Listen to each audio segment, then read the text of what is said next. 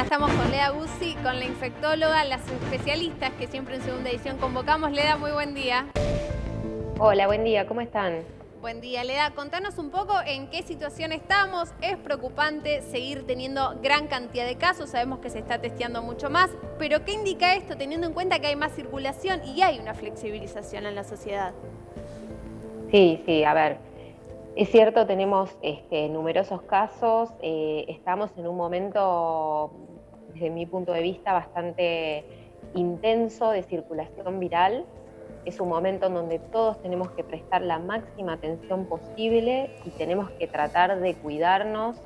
En este momento la responsabilidad recae sobre nuestros hombros, ya que hubo, digamos, una necesidad de flexibilización de las medidas restrictivas. Sí. Entonces, somos nosotros los que vamos a tener que ser responsables del cuidado, ¿sí? Y en este sentido me parece súper importante recordarle a la gente que en este momento, y hoy, por ejemplo, siendo el Día del Amigo, es clave evitar las reuniones sociales, sobre todo en el AMBA, porque digo, hay municipios en el país en donde efectivamente pueden estar permitidas las reuniones sociales con ciertas medidas de seguridad, ¿no? Por ejemplo, lugares abiertos, el uso del Totalmente. tapabocas, evitar compartir los utensilios. En nuestra área geográfica específicamente de la ciudad de Buenos Aires y hasta el tercer cordón del conurbano, y por supuesto cada jurisdicción hay que chequear bien cuál es la situación. Digo, nosotros nos tenemos que cuidar intensamente.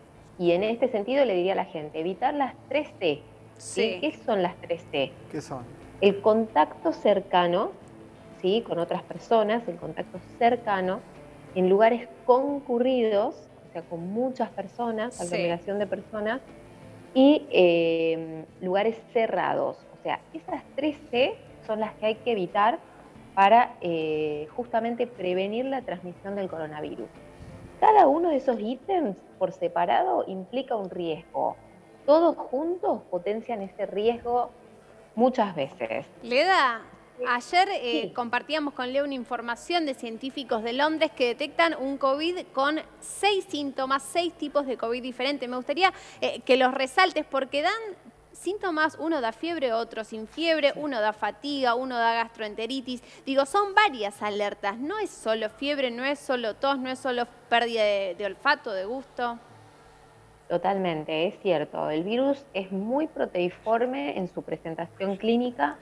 Eh, estas cuestiones que vos mencionás son cuestiones que se van a terminar dilucidando si es algo propio de una determinada cepa viral, de un determinado genoma viral.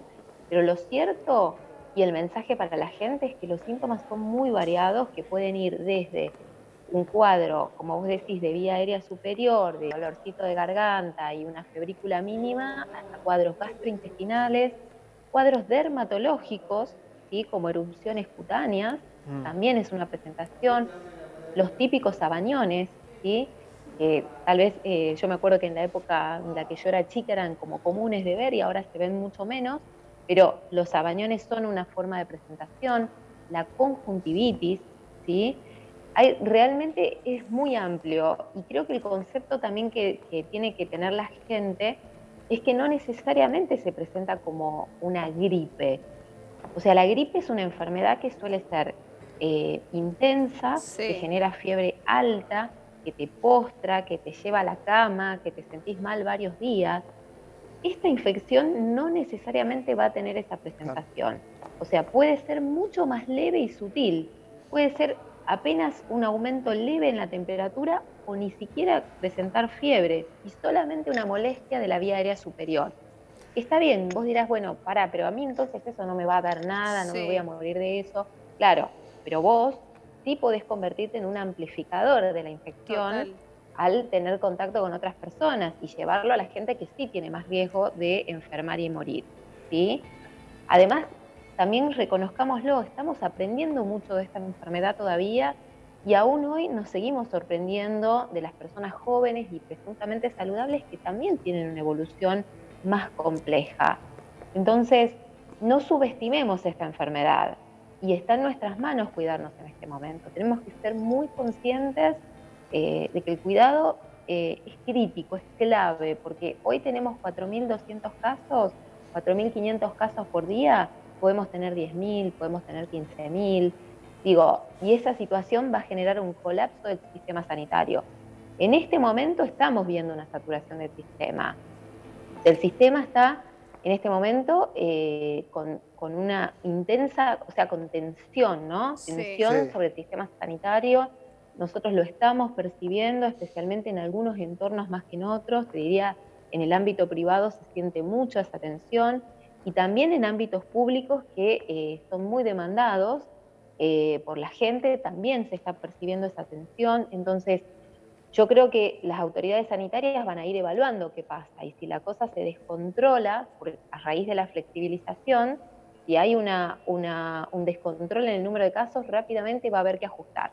Lea, Porque sí, yo te quería preguntar porque, bueno, viene información de Europa de que habla de que el virus está como más débil, que perdió fuerza. Y viendo por ahí algunos casos, no sé, pacientes, digamos, críticos, como puede ser de LIA, o diferentes pacientes que han pasado y que han tenido otras patologías y han salido airosos, no sé, insaurral y demás. ¿Esto es real? ¿Esto no? Porque también juega la cabeza a la gente, mucha gente escucha esto y se relaja. Digo, ¿cuál es la realidad hoy del COVID? No, eso yo honestamente creo que las investigaciones en torno a este dicho son todavía muy preliminares, o sea, no lo descalifico por completo porque por ahí puede llegarse a esta conclusión de que hubo alguna modificación genética en el virus, que a la larga llevó a una atenuación en su virulencia, pero honestamente a la fecha actual, al momento actual, eso no se puede aseverar, ¿sí? El virus sigue teniendo virulencia, sigue teniendo mortalidad, y sobre todo transmisibilidad, ¿no? Leda, en esta oportunidad se apela al no quedarse en casa, sino a que si salga sea con conciencia. Y vimos imágenes, y recién estábamos compartiendo del fin de semana, muy poco alentadoras. De hecho, con muchos adultos llevando a los niños a muchos parques, no se respetó mucho. ¿Qué puede generar esto en cuanto al contagio en esta época del año? A ver, yo creo dos cosas, ¿no? Lo primero es que el que se puede quedar en casa es mejor que se quede en casa. Y ese concepto yo creo que es importante que la gente lo sepa, sobre todo las personas que tienen factores de riesgo, ¿sí? Los mayores de 60 años, las personas que tienen enfermedades comórbidas. Yo creo que en esas circunstancias es importante tratar de quedarse en casa si es posible. Y lo segundo es que si uno sale, tiene que buscar mantener la distancia social de 2 metros o más. El uso del tapabocas tiene que estar, sí o sí, el lavado de manos frecuente y saber que los lugares abiertos, dentro de todo, son de menor riesgo que los lugares cerrados. O sea, si yo salgo a un parque, probablemente la probabilidad sea menor de que yo adquiera la infección, excepto que genere conglomerados, o sea, donde se reúnen varios niños o varios adultos en grupos a conversar en poca distancia. Bueno, ahí nos estamos poniendo en riesgo, ¿sí? Hay que mantener la distancia social, mantener el espacio, ¿sí? Y a veces también uno ve imágenes de personas o de adultos que están fuera de un local de cafetería para comprar café. Sí. Hay que mantener la distancia ahí también, ¿eh? Eso es clave. Si se amontonan todos en la puerta, se están poniendo en riesgo. Leda, súper interesante. Tus conceptos te vamos a seguir contactando desde Segunda Edición. Muchísimas gracias. Bueno, que estén muy bien, ¿eh? Que tengamos... Gracias.